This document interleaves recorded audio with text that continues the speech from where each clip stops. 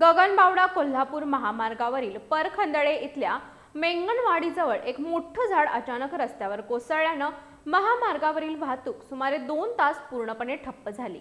मात्र जिल्हा आपत्ती व्यवस्थापन विभागाच्या पथकानं तातडीनं घटनास्थळी धाव घेत झाड हटवून वाहतूक पूर्ववत केली।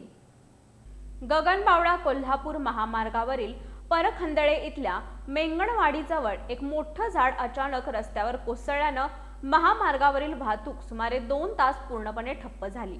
या घटनेची माहिती मिळताच स्थानिक पोलीस पाटील कविता सुतार यांनी सर्वप्रथम जिल्हा आपत्ती व्यवस्थापन विभागाला याची कल्पना दिली।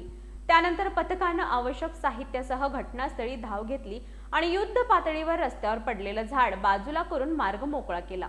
त्यामुळे महामार्गावरील वाहतूक पुन्हा सुरळीत सुरू झाली।